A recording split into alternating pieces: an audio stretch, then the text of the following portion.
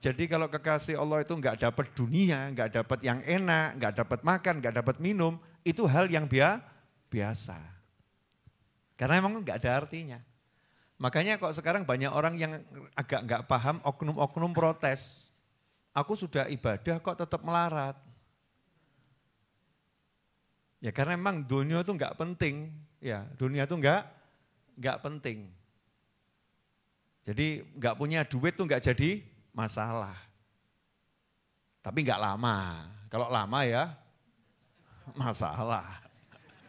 Kita akan berkisah tentang Nabi Musa alaihi salam. Yang sebelumnya udah kita bahas, Nabi Musa ini termasuk hamba yang dicintai oleh Allah Subhanahu wa ta'ala sampai dapat julukan Kalimullah yang langsung diajak bicara oleh Allah Subhanahu wa ta'ala. Sehingga yang lihat Nabi Musa suka atau enggak suka jatuh cinta. Kadang-kadang ada orang itu jatuh cinta tapi dia ingkar. Ya, menunjukkan sikap enggak suka. Sebetulnya hatinya suka. Ada yang jatuh cinta dan menunjukkan kalau dia suka.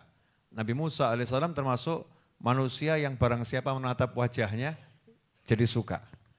Ya, jadi jatuh cinta karena Allah yang meletakkan rasa cinta itu di hati hamba-hamba Allah Subhanahu wa ta'ala.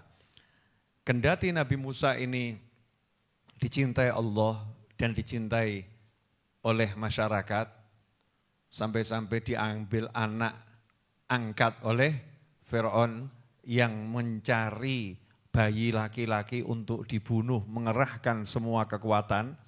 Ternyata ketika bayi itu diantarkan ke istananya, justru Firaun enggak bisa berbuat apa-apa. Kelihatan jagoan di luar rumah, tapi di dalam rumah enggak bisa menjadi jago lagi. Ya, enggak bisa jadi jago lagi. Jangan diartikan yang lain. Ya, jangan diartikan yang lain. Di luar rumah, Masya Allah, Firaun tuh kirim macam-macam. Begitu dikirim ke dalam rumahnya Nabi Musa alaihissalam, Firaunnya kalau kata orang keok. Enggak bisa apa-apa.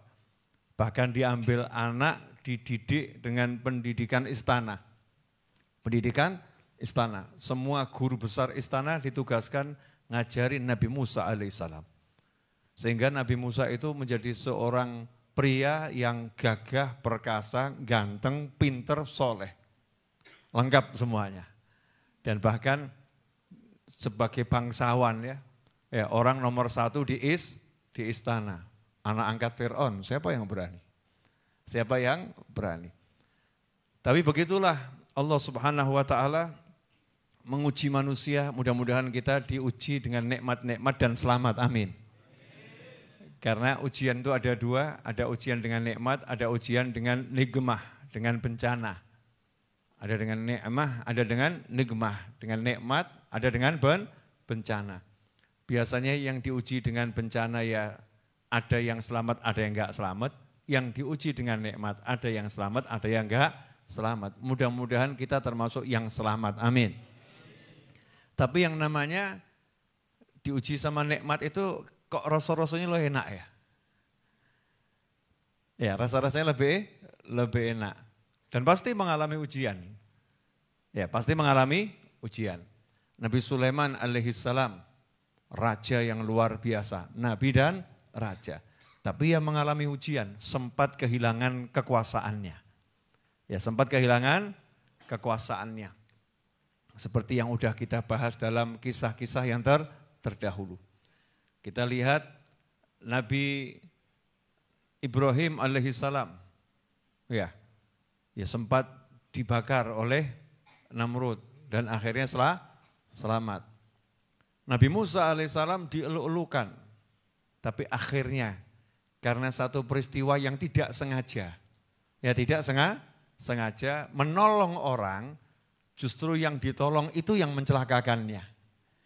Yang teriak-teriak ini yang telah membunuh seseorang, padahal Nabi Musa enggak pernah membunuh siapapun. Kebetulan ketika tangan Nabi Musa sampai ke pipi Bani Israel, malaikat Israel pas menjalankan tugasnya.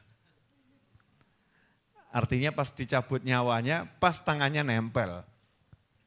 Ya artinya pukulan Nabi Musa itu bukan pukulan yang mematikan. pendidikan. Cuman untuk melereh biasa saja. Kebetulan malaikat Israel alaihissalam lagi bertugas kepada orang tersebut. Sehingga Nabi Musa saat itu menjadi buronan. Tadinya enggak mau lari tapi disuruh melarikan diri. Ya oleh seorang yang beriman pada Allah Ta'ala yang tinggalnya di istana.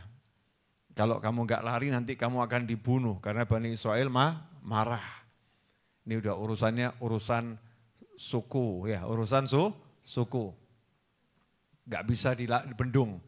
Daripada kamu nanti dibunuh, lebih baik kamu selamatkan nyawamu. Maka Nabi Musa AS melarikan diri. Ini sikap yang benar, bukan penakut. Ya bukan penakut. Jangan, aku pemberani, akhirnya konyol. Akhirnya konyol. Menyelamatkan nyawa itu nomor satu. Berangkatlah Nabi Musa AS meninggalkan kerajaannya Fir'aun. Meninggalkan Mesir. Kemana? Melangkahkan kaki tanpa tujuan. Tapi dibimbing sama Allah Ta'ala. Jalan kaki 7 hari.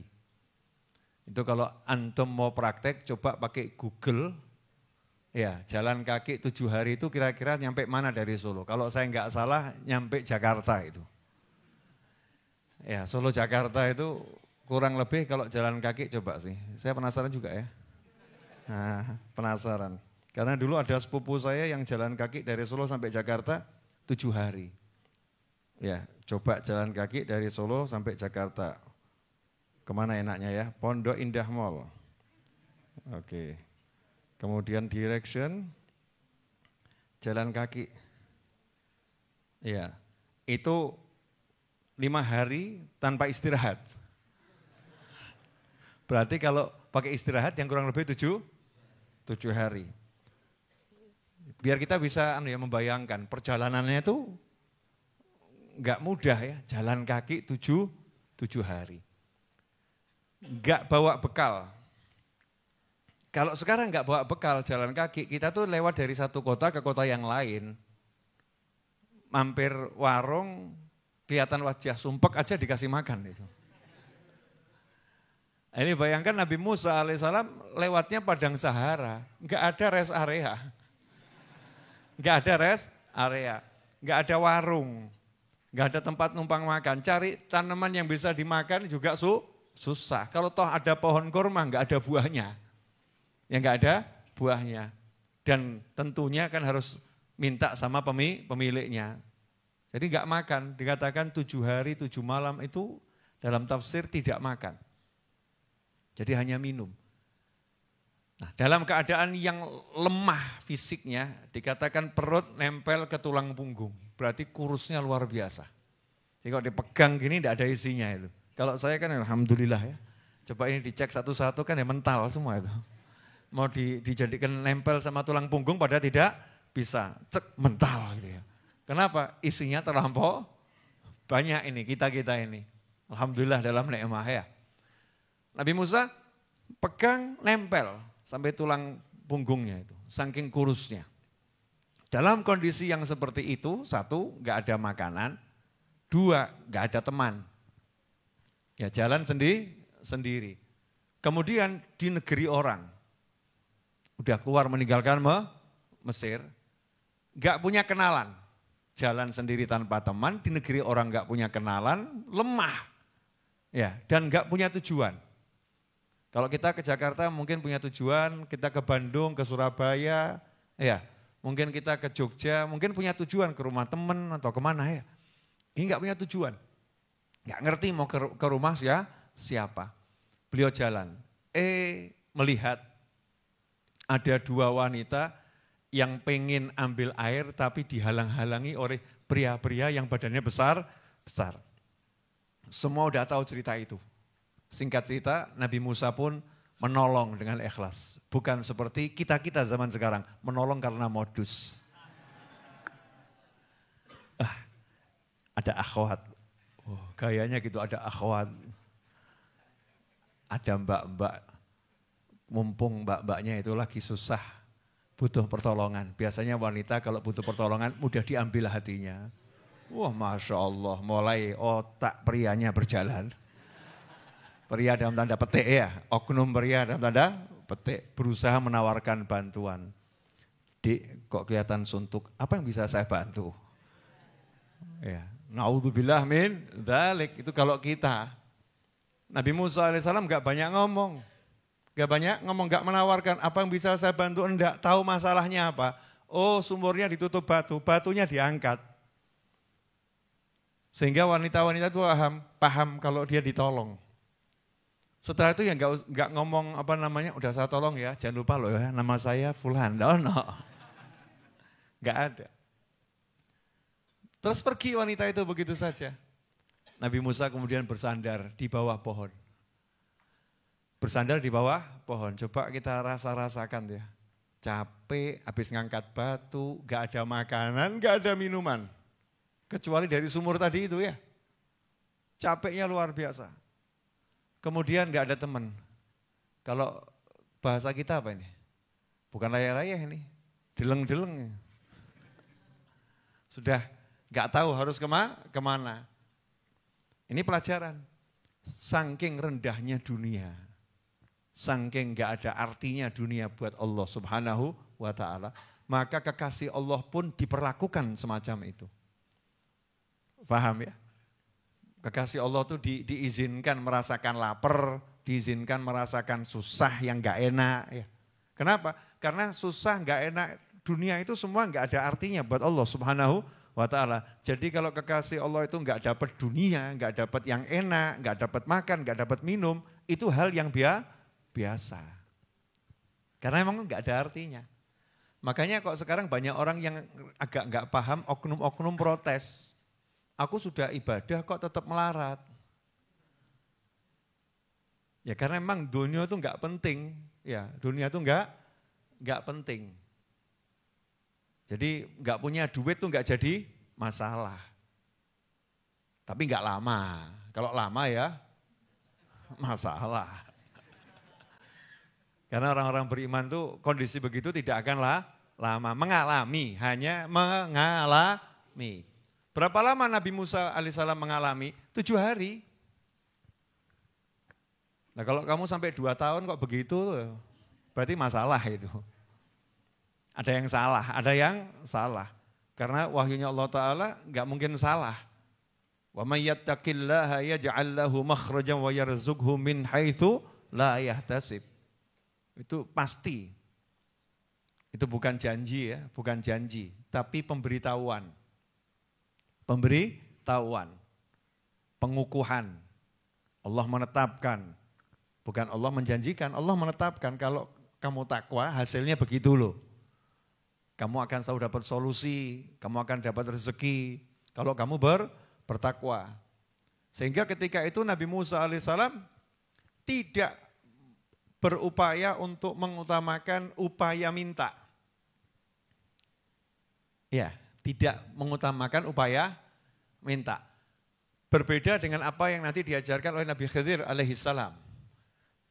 Ketika bertemu Nabi Khidir alaihissalam, keduanya kelaparan masuk desa, yang diupayakan nomor 1 upaya minta. Tok, minta makan. Betul?